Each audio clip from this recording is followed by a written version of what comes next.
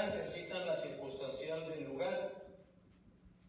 Y cuando decimos circunstancial del lugar, nos estamos refiriendo a aquel lugar en el que se va a llevar a cabo una acción o en el que está algo o alguien, refiriéndose a ubicación.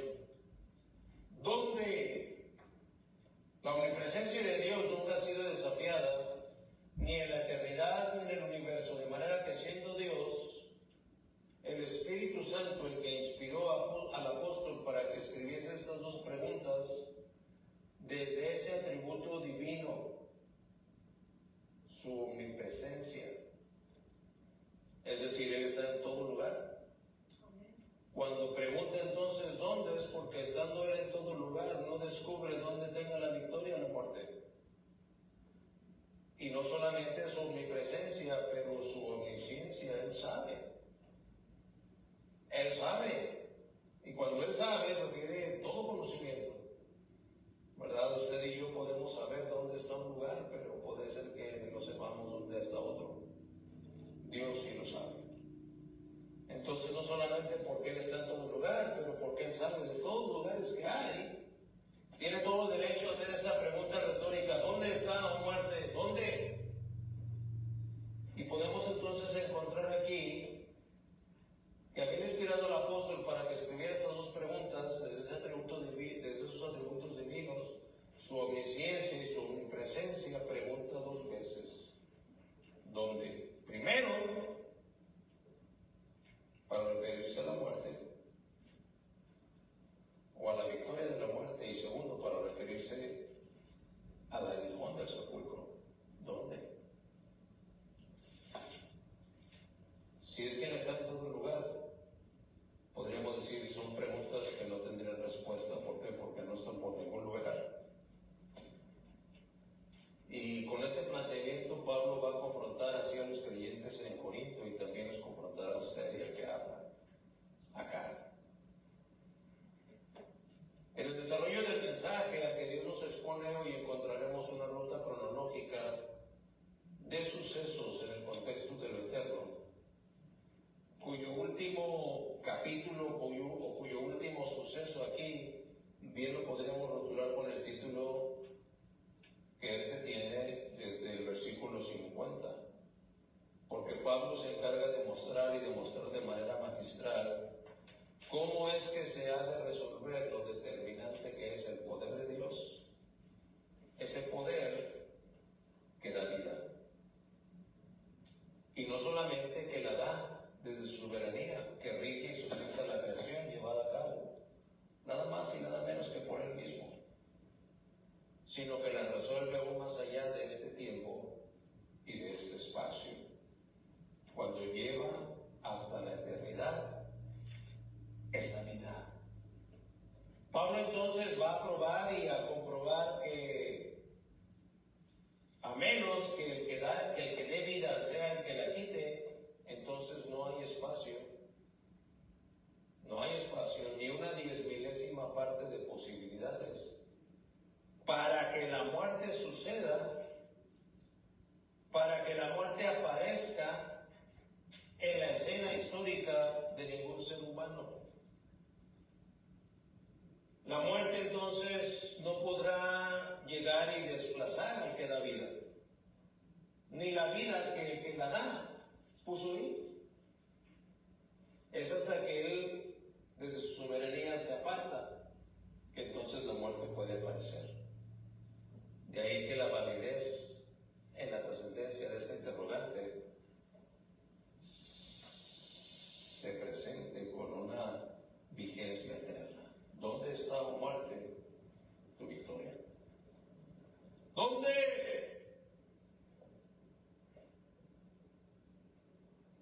Y sobre esa línea seguiremos en el mensaje, pero vamos a pedirle a Dios que Él sea el que nos dirija. Señor y Padre nuestro, si bien estamos, Señor, en una dimensión en la cual tenemos segura una cosa: moriremos. Será solamente en el plano físico para el creyente, pero vamos a morir de la forma, en el lugar y en el tiempo que tú has de determinar quitarnos la vida. No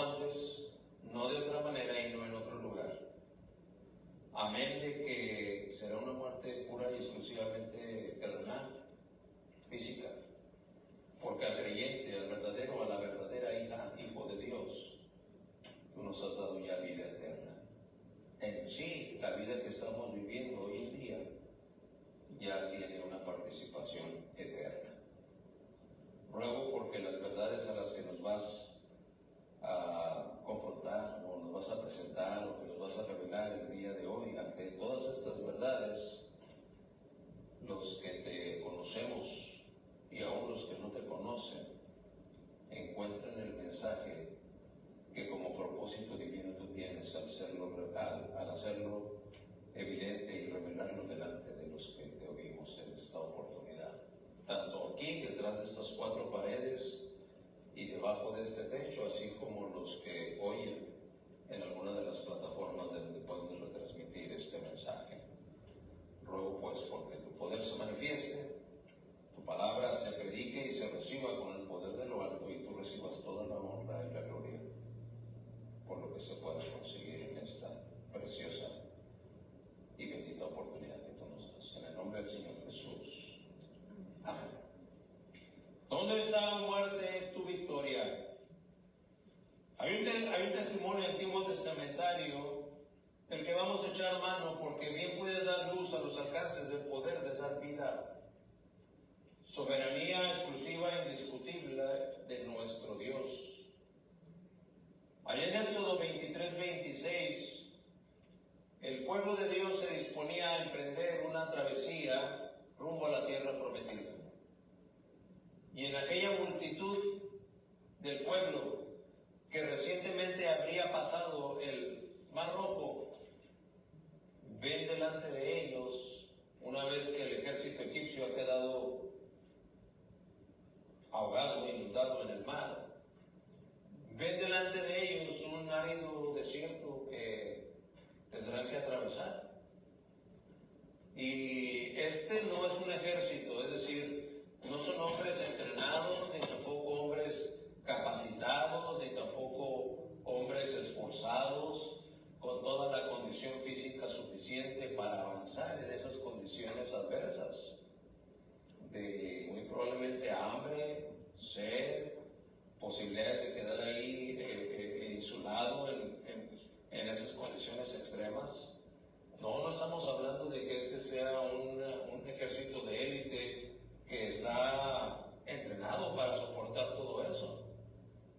En aquel grande número de personas hay ancianos, hay niños, hay algunos que probablemente apenas están aprendiendo a caminar y otros que desde su ancianidad ya no pueden caminar, tienen que ser ayudados.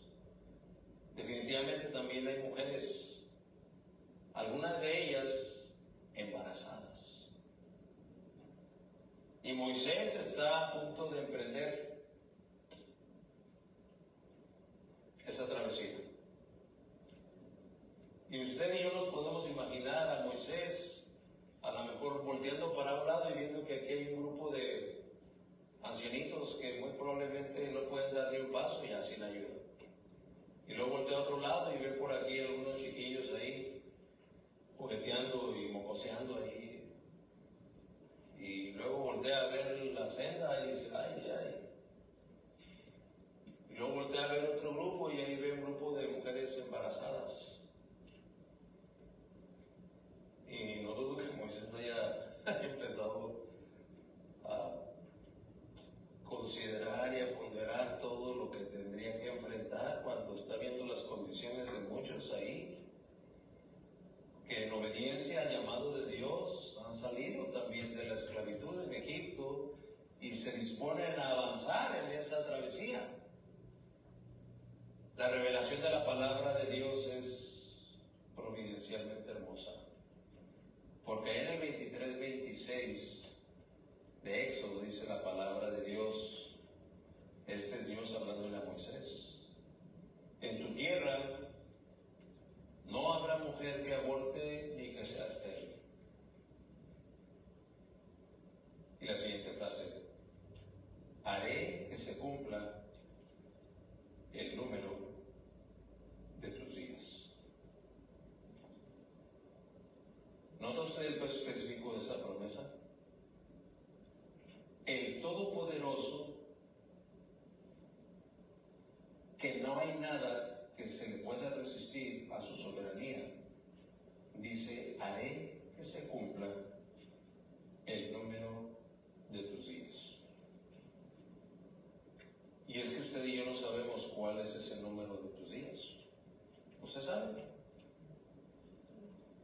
¿Alguna vez les retaba a considerar? ¿Usted se ha puesto a pensar que Cristo, desde que era un chiquillo, Él sabía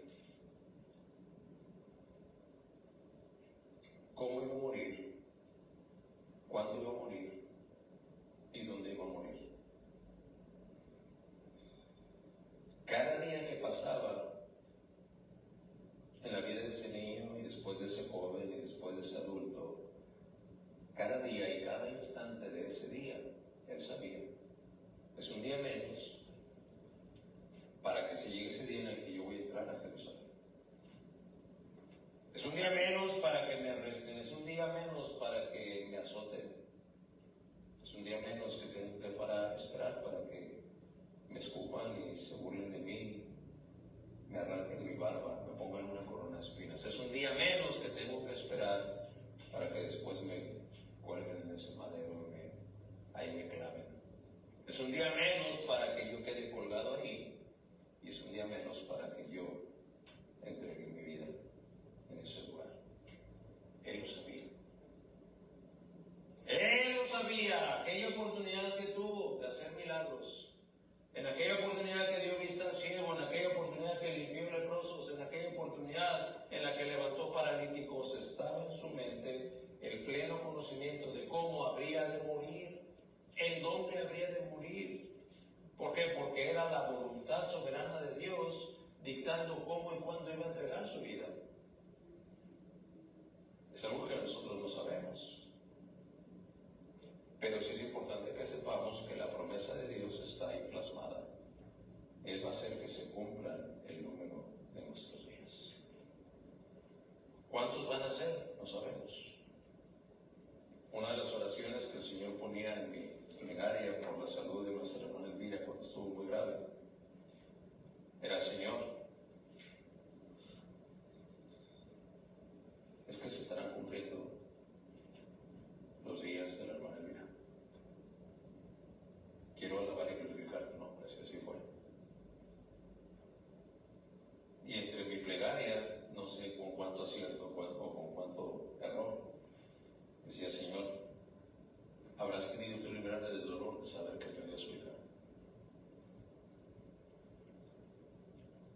No lo sé.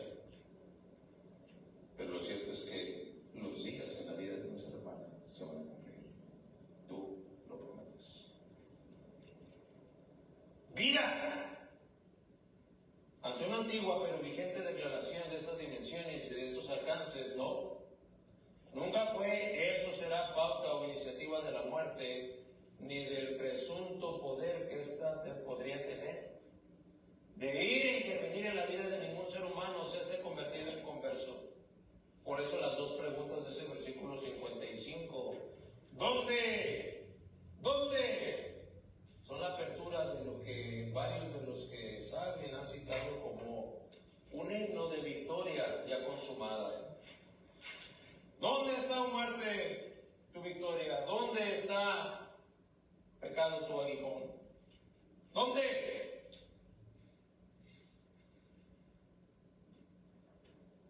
Un cántico de alabanza por el favor de Dios que es el que da vida. Dirá usted: cántico de alabanza, hermano, nunca lo había pensado. ¿A qué se refiere? Gracias por la pregunta. En Isaías 25:8 leemos: Él destruirá la muerte para siempre. El Señor Dios enjugará las lágrimas de todos los rostros y quitará el oprobio de su pueblo de sobre toda la tierra. Cántico de alabanza. Otro cántico de alabanza, Oseas 13:14. Los libraré del poder del Seol. Los redimiré de la muerte. ¿Dónde está, oh muerte, tus espinas? ¿Dónde está, oh Seol, tu aguijón? La compasión estará oculta a mi vista. Acá no son solo dos preguntas como las que postula Pablo ante los corintios. Acá, en la letra de estas alabanzas, sobre todo de las Oseas, que inspirada por el Espíritu Santo escribió, ya son 4 interrogantes. ¿Los libraré del poder del Seol? La primera. ¿Los redimiré de la muerte? Y luego entran las preguntas que están en el escrito de Pablo. ¿Dónde está, muerte, tus espinas? Está contestándose, ¿no? ¿Dónde está, oh Seol, tu aguijón? Es que la compasión estará oculta a mi vista. De manera pues que aunque no sea posible afirmar que estas citas sean exactamente ni directamente correlación de lo que escribió Pablo, en lo que enseña a la iglesia de Corinto, sí se aceptan como reeminencias.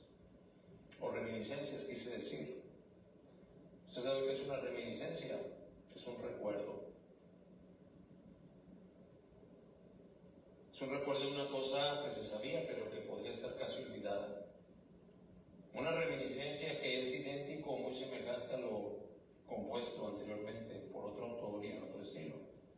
Reminiscencias de las expresiones del triunfo que emplearon estos profetas Isaías y Oseas al contemplar anticipadamente la obra final de la gracia a favor de Israel. Y en esa obra final se incluye la victoria sobre la muerte. Por eso aparece ahí la palabra ¿dónde? ¿Dónde? ¿Dónde? ¿Dónde está, muerte, tu victoria? Punto número 1. En el versículo 50 encontramos la imposibilidad de heredar el reino de Dios. Imposibilidad. Cuando decimos imposibilidad es que no puede suceder. Una imposibilidad de que no puede existir. No es factible. No se puede contar como hecho que se lleve a cabo en cuanto a su realización. Pablo expone con sencillez pero con poder resolutivo la razón por la que dicho cambio, ¿cuál cambio? Del cuerpo terrenal al celestial, es necesario. Allá nos dijo que la corrupción no puede, está imposibilitado de heredar la incorrupción. Nuestro cuerpo actual de carne y sangre no es de acuerdo no está adecuado para el ámbito celestial, en donde hemos de tener después de la resurrección nuestra herencia eterna. Acá la descripción de detalle que nos da el mismo apóstol Pablo respecto de un cuerpo terrenal. En 1 Corintios, misma carta, apenas unos capítulos atrás, en el 6:9, las preguntas eran lo que encontramos ahí. ¿O no saben que los injustos no heredarán el reino de Dios? No se dejen engañar, ni los inmorales, ni los idólatras, ni los adúlteros, ni los afeminados, ni los homosexuales, versículo 10, ni los ladrones, ni los avaros, ni los borrachos, ni los difamadores, ni los estafadores heredarán el reino de Dios. Está describiendo a los corruptos, a los que no tienen acceso a un cuerpo incorruptible. ¿Por qué? Porque no han sido ni serán verdaderamente salvos.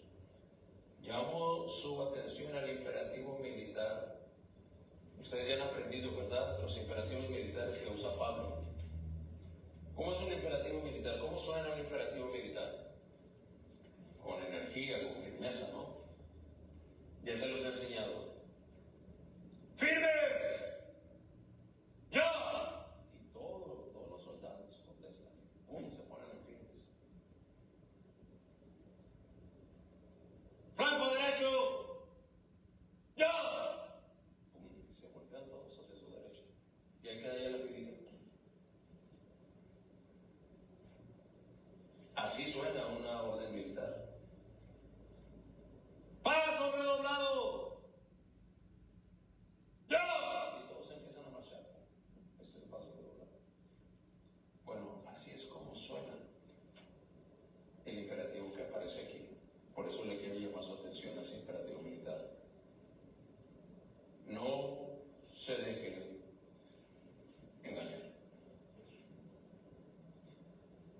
¿Será que la posibilidad de ser engañado está ahí latente? Yo le pregunto, ¿será que no? Es que es precisamente ahí donde está la probabilidad de éxito para hacer tropezar al verdadero o para que el no convertido nunca se encuentre con Dios. ¿En qué? En el engaño. ¿Cómo es eso de que los injustos no le dan el reino de Dios? ¿No se te hace demasiado drástico si no dices que Dios es amor? No te dejes engañar, porque ni los inmorales, ni los idólatras, ni los adúlteros, ni los afeminados, ni los homosexuales, ni los ladrones, ni los avaros, ni los borrachos, ni los difamadores, ni los estafadores heredarán el reino de Dios.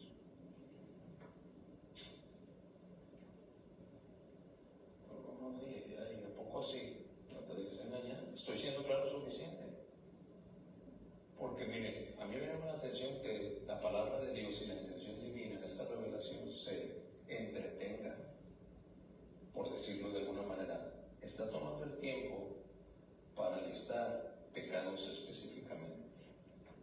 Porque lo podría haber dejado en lo que menciona en la primera parte, los injustos. Los injustos no heredarán el reino de Dios. Los injustos, bueno, pues sí, pero no. Después de que mencionó los injustos, entonces los injustos aparece como el título de la lista que va a venir enseguida, en donde ya se empiezan a mencionar los inmorales, los idólatras, los adúlteros, los afeminados, los homosexuales. Y ahorita con todo esto de la ideología de género ya sabe cómo está todo ese movimiento. Los ladrones, los avaros, los borrachos, difamadores, estafadores, ninguno de ellos. ¿Por qué será que se entretiene Pablo en armar esta lista? Porque no va a dejar sin armas al que le está dando una orden militar. No te dejes engañar. ¿Y qué elementos voy a tener yo para no haberme engañado? Déjame dártelos. Y entonces presenta la lista de estos pecados flagrantes. Así entonces entendemos que la imposibilidad de heredar el reino de Dios está vigente. ¿Cómo alguien que está en una línea de flagrante pecado, entre los cuales se pueden enlistar estos que están aquí, va a poderse encargar de heredar el reino de Dios y funcionar en el reino de Dios como celestial? Simple y sencillamente es imposible. Es imposible. ¡Es imposible! En el versículo 52 encontramos algo que el apóstol Pablo va a referirse como un instante. Y la palabra que en el original usa es la palabra átomo, que no puede fraccionarse. Es decir, algo que es indivisible en tiempo. Un instante no puede ser parte A y parte B, o parte 1 y parte 2. Un instante solamente puede ser uno. Así en un instante. Primero refiere un momento, luego un abrir y cerrar de ojos, y luego dice al final de la trompeta, a la final trompeta, para referirse a ese instante. Una vez escrita esta detallada explicación de lo que es la resurrección y la transformación gloriosa de los creyentes en la venida del Señor, en el que los muertos resucitarán incorruptibles, y así nosotros seremos transformados, dice el versículo 53. Si tiene su Biblia ahí, mire cómo lo abre ese versículo, en donde dice, porque es necesario. Necesario. ¿Qué es lo que es necesario? Bueno, vamos a ver, porque primero hay que entender el concepto de necesario. Es aquello que debe suceder. Necesario que se ha de realizar obligado o forzado, si fuese necesario, por algo. Algo que es necesario es imprescindible para alguien, o bien es algo que es útil, primordialmente útil. Así que podemos anticipar que la alabanza triunfal ante el cabal cumplimiento de lo que se proclama, que es lo incorruptible, se vista de incorrupción, es algo necesario. Y la alabanza va a aparecer y se citará en el 54b. Es una alabanza que está más que justificada, y vamos a llegar ahí en un momento. Así es como entonces podemos entender que el misterio transformador de inmortalidad es como Pablo lo va a escribir a los fieles corintios, y les dice un misterio. No todos los creyentes han de morir, sino que los que todavía estén con vida natural, cuando el Señor vuelva por los suyos, seremos transformados en un instante, en ese átomo. El testimonio que podemos usar para respaldar esta verdad está en 1 Tesalonicenses 4:16. Señor mismo descenderá del cielo con voz de mando, con voz de arcángel y con la trompeta de Dios. Ahí está. Nota usted. Y los muertos en Cristo se levantarán primero. ¿Se acuerdan que ya les había hablado yo de la vigilia? Hace 3 mensajes, las vigilias. Versículo 17. Entonces nosotros, los que estemos vivos y que permanezcamos, Pablo está asumiendo que él tendrá la oportunidad de vivir esa experiencia. Por eso se cuenta en ese nosotros. Entonces nosotros, los que estemos vivos y que permanezcamos, seremos arrebatados juntamente con ellos en las nubes al encuentro del Señor en el aire, y así estaremos con el Señor siempre, refiriéndose al arrebato. Todos seremos transformados de corruptibles a incorruptibles, de mortales en inmortales. Por eso entonces ese momento, ese átomo, ese abrir y cerrar de ojos, tiene un peso específico en la realización que tenemos de poder entender lo que Dios nos revela. Si ya estamos muertos en Cristo, seremos levantados de ese estado, de esa tumba. Pero si todavía estamos vivos, nuestra transformación será en un momento, en un abrir y cerrar de ojos. Así es como podemos entonces entender el misterio transformador de la inmortalidad en el punto número 2 que hemos abordado. ¿Dónde está, muerte, tu victoria? Ante esta pregunta que persiste entre punto y punto del bosquejo, se hace intencionalmente y es premeditada la intención de seguir preguntando lo mismo, porque estamos avanzando en el programa y no hay respuesta para saber dónde está la victoria de la muerte. En este punto número 3 visitaremos versículos 54 al 56, la inmortalidad que reta a la muerte. Dijimos que íbamos a ver el 54b, en donde leemos: se cumplirá la palabra que está escrita. Otra vez la palabra de Dios nos lleva por la ruta en donde se menciona: ya está escrito, o como está escrito, o ya Dios lo escribió, ya Dios lo dijo. Pues aquí está igual, se cumplirá la palabra que está escrita. Pero no está escrita. De entrada, en el mismo capítulo 15 ya ha citado que Cristo ha de reinar hasta que haya puesto a todos sus enemigos debajo de sus pies. Para en el 15:26, que acabamos de pasar hace 3 o 4 mensajes, en el 15:26 nos dice: y el último enemigo que será eliminado es la muerte. Por eso es que escribe en el 54b que se cumplirá. Vamos a notar ahora lo contundente de la expresión se cumplirá, porque esto es una expresión de triunfo que, como ya lo vimos, emplearán también los profetas, cuando menos Isaías y Oseas. Ya leímos el testimonio de ellos. La victoria de la resurrección ha anulado el poder de la muerte. Si algún poder se le podía atribuir a la muerte antes de que la resurrección de Jesucristo se llevara a cabo, pues Él fue el primer resurrecto. Con la resurrección de Jesucristo quedó reducido a nada. No hay poder en la muerte. No hay poder, ni hay aguijón en el pecado. Versículo 55. Si aquí es donde encontramos las interrogantes, nota usted los signos de interrogación ahí en las interrogantes. Vamos al versículo 55. Dice ahí, con interrogación, ¿verdad? Si sabemos el énfasis que debemos poner a la expresión para que suene como pregunta. Si no le hacemos caso a la interrogación, la interrogación no va a sonar como tal.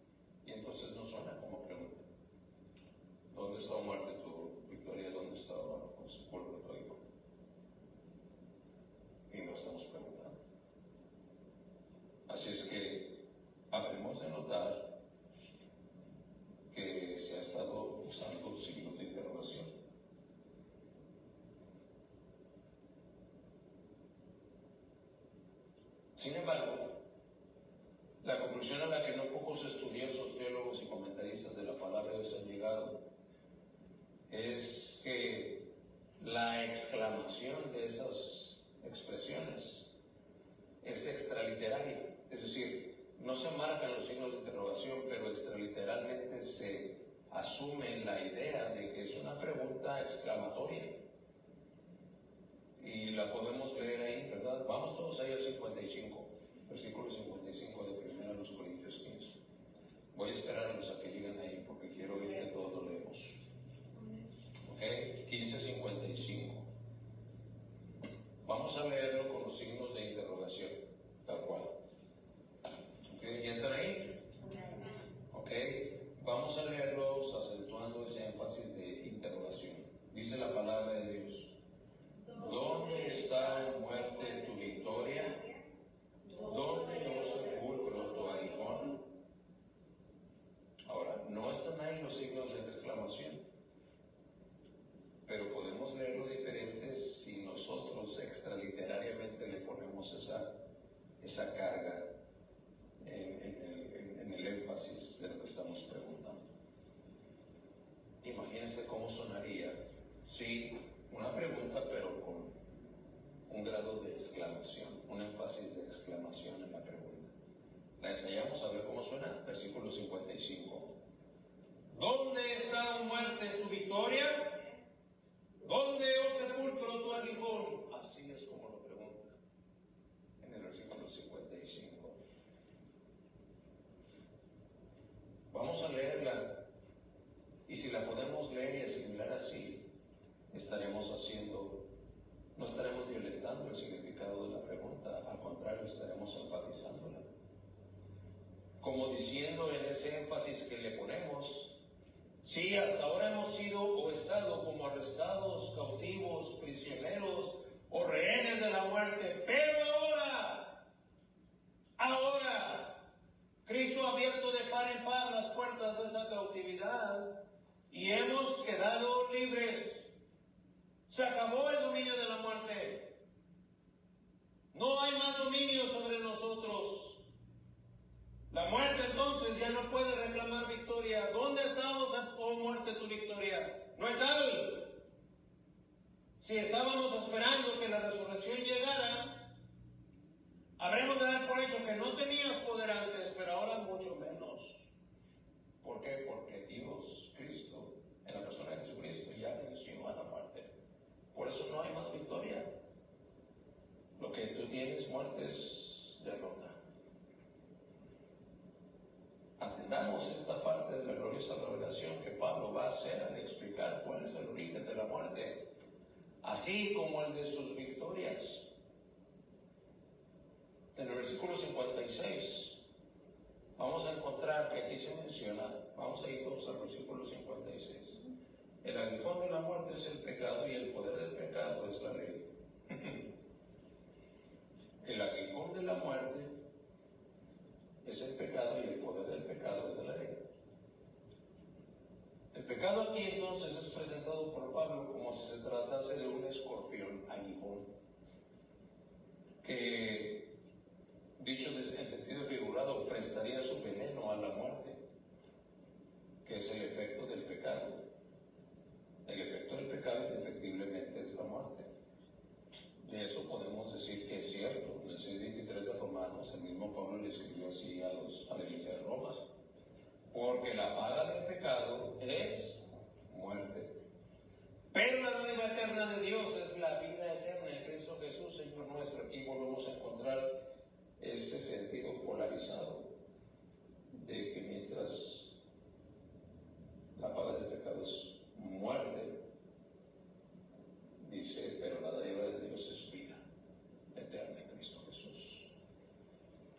Mientras que esa misma muerte, pero sin el pecado como causal, Pablo nos dice que es una ganancia.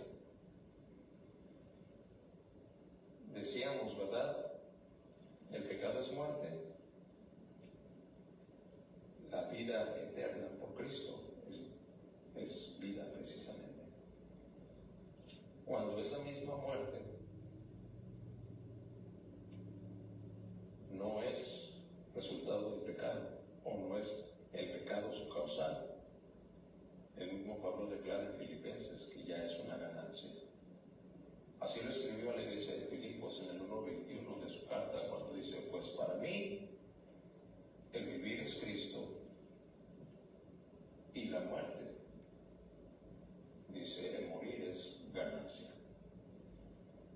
versículo 23, porque de ambos lados me siento apremiado.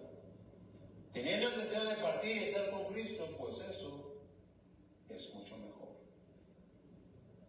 A lo que Pablo se está refiriendo es como aquella experiencia de pasar de esta vida terrenal a los brazos de nuestro Salvador Jesucristo en el cielo. Nos seguirá explicando que el poder del pecado es la ley. Este es un poder que no está en sí en el pecado, no está en sí en la misma ley. Por Romanos 7:12 lo explica y dice así que la ley es santa y el mandamiento es santo, justo y bueno. Caray. Entonces, ¿por qué dicen que la ley es el poder del pecado? Vamos a ver. La referencia en la que está haciendo aquí respecto a que el poder del pecado es la ley es por la maldición que recae sobre los que no observan por completo esa ley. ¿Y usted cómo? ¿Por qué dice eso? ¿Acaso usted pues? No, gracias por la pregunta, pero lejos sea de mí proclamar algo de mí mismo que no esté respaldado por la preciosa, eterna y bendita palabra de Dios. Lo puedo decir porque ya lo escribió Pablo en su carta a los Gálatas. Allá en el 3:10 leemos, porque todos los que son de las obras de la ley, dice, están bajo maldición. Pues escrito está, maldito todo el que no permanece en todas las cosas escritas en el libro de la ley para hacerlas. Y aquí nos volvemos a encontrar aquí que escrito está. ¿Se acuerda que le he enseñado yo respecto a lo que cuando Dios declara que escrito está? ¿En dónde está escrito? No tenemos tiempo, pero está escrito en Deuteronomio 27:26. Allí es donde encontramos, maldito todo el que permanece en todas las cosas escritas en el libro de la ley para hacerlas. No permanece en todas las cosas escritas en el libro de la ley para hacerlas. Dice que este es un maldito. Así es como podemos entonces entender que la inmortalidad está retando de una manera frontal a la muerte. Punto número 4. ¿Dónde está, oh muerte, tu victoria? Versículos 57 al 59. Dice, victoria que abunda en la obra del Señor. Victoria que abunda en la obra del Señor. Esa victoria no abunda en mis capacidades. No abunda ni siquiera en mi nivel de consagración. No abunda en mi fervoroso deseo de servir a Cristo. Abunda en la obra del Señor. La victoria por medio de nuestro Señor Jesucristo. Ya leímos Gálatas 3:10. Bueno, ¿por qué le parece si ahora nos apoyamos en Gálatas 3:13?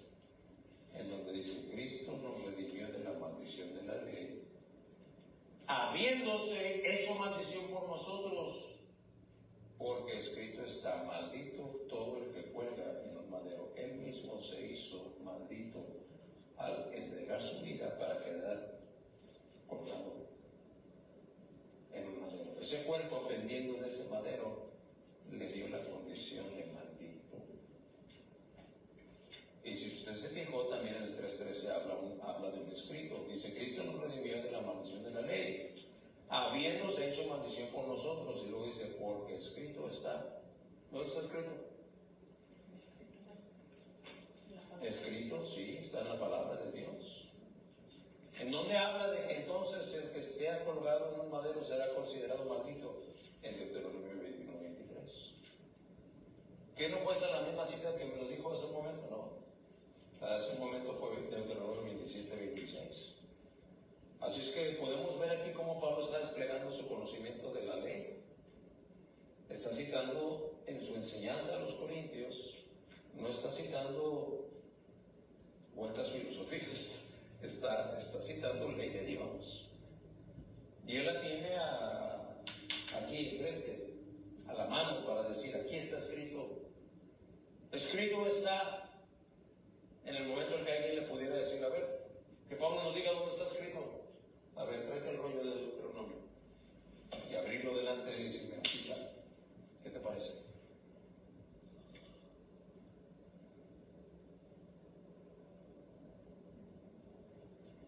¿No sabe usted ¿no sabe usted la satisfacción que Dios le da a aquel que se tiene su verdad? Porque una vez que a mí me sancionaron por enseñar una doctrina de la palabra de Dios.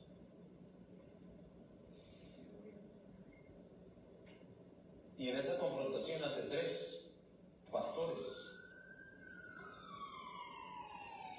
donde trataron de sacarme del error, en lo que estaban presuntamente intentando ministrar. Todo lo que tuve que decir, bueno, no tengo mucho argumento para debatir su postura. Pero entonces abrí la palabra de Dios. Les dije, si quieren abran su Biblia. Aquí mi Biblia dice, y les presenté Biblia. 2 versículos nada más. Aquí está escrito. ¿Qué me pueden decir al respecto? No me pueden decir que no sea bíblico. Y si me lo van a decir, argumentenmelo por favor con Biblia. Quiero aprender. Y se voltearon a ver los 3 y dijeron,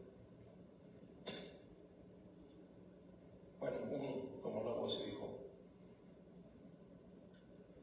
bueno, está bien, sí, es bíblico, pero queremos pedirte como autoridad de la iglesia que no lo enseñes. Entonces, ¿qué tengo que hacer en esta iglesia? ¿Me van a pedir que calle lo que la Biblia proclama?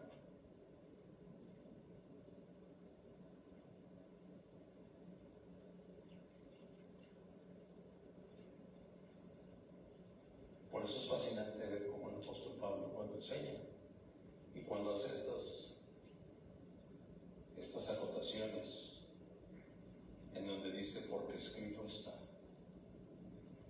tiene todo el argumento para que si alguien se va a levantar a cuestionarle, le diga así, mira, aquí está escrito. Lo que le estoy enseñando entonces no es algo que a mí se me ocurrió, tampoco es algo que en mi denominación se acostumbra. Tampoco es algo que postularon un grupo de líderes religiosos que una vez se reunieron en tal o cual convención. No. Aquí está escrito. Y ahí en Deuteronomio 21:23 está. La magna obra de Dios muerto, pero vivificado. Y resurrecto. Escrito está. ¿En dónde? Primera de Pedro 3:18. Porque también Cristo murió por los pecados una sola vez, el justo por los injustos, para llevarnos a Dios. Muertos en la carne, sí, pero vivificados en el Espíritu. Cristo murió y con esa muerte expiatoria, el gran y divino amor de Dios hacia nosotros es el principal motivo por el cual el pecado pierde su hijo de condenación y de muerte.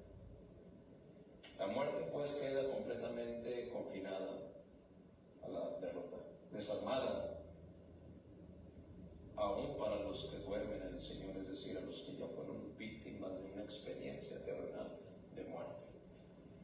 Pero para la eternidad, cero poder. Cristo la venció. En esta recta final del mensaje, entonces, bien haremos en pausar brevemente y meditemos por unos segundos nada más esta gloriosa frasecita del versículo 57. Está ahí todavía en 1 Corintios 15. Note lo que dice versículo 57. Por tanto, mis amados hermanos, no es el 28, 58, pero el 57 dice, pero a Dios gracias que nos da la victoria. Esa victoria que Cristo tiene sobre la muerte nos la da. Nosotros no hicimos nada para estar en el podio de los vencedores. que hizo toda la obra, Cristo, nos la da. ¿A qué se refiere? Pues a lo que se refiere Pablo aquí. Note cómo dice el 57, pero a Dios gracias que nos da la victoria por medio de nuestro Señor Jesucristo. No dice que nos dio.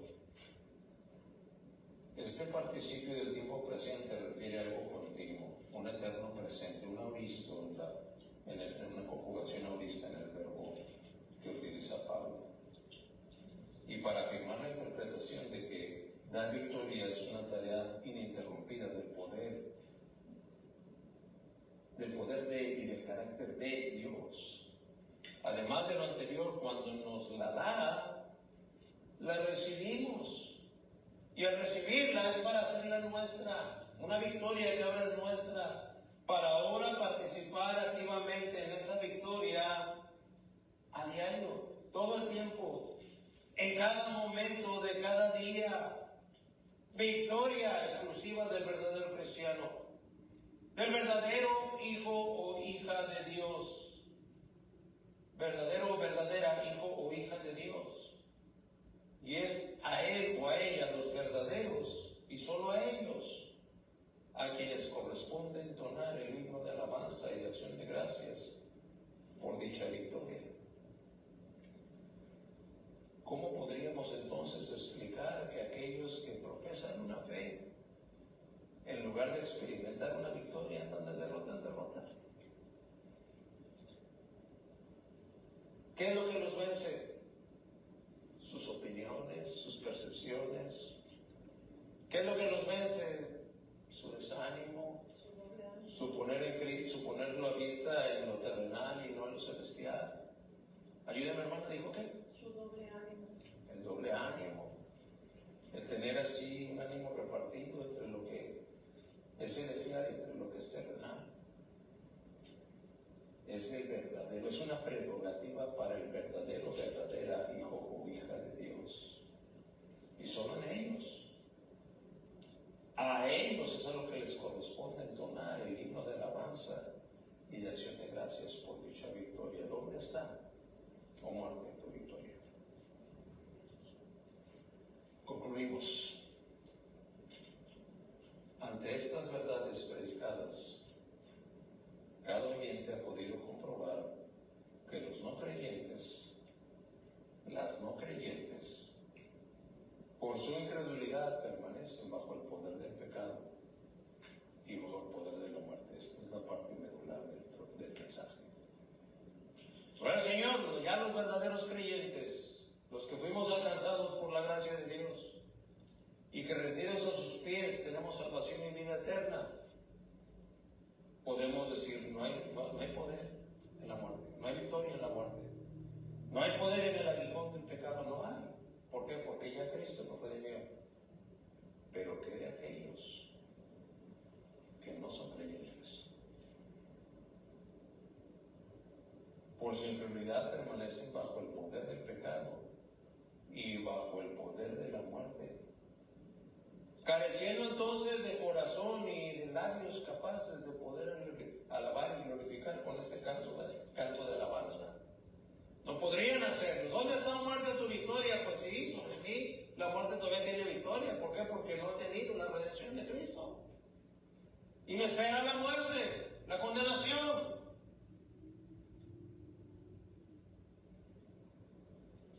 Por eso este es un cántico del cual los no creyentes no pueden ser partícipes. No han sido partícipes, no son partícipes, y mientras no se conviertan, no podrán ser partícipes. Y claro, esto no depende de su deseo, sino de un irresistible llamado de la gracia de Dios para que venga y se rinda a los pies de Cristo. Ejerza la fe que Dios da para creer. Y la convicción de pecado lo invada al grado que la única ruta de escape es el arrepentimiento. Y arrepintiéndose y creyendo, puede entonces recibir la vida eterna. En ese estado, sí, la muerte no tendrá victoria. En ese ese estado, sí.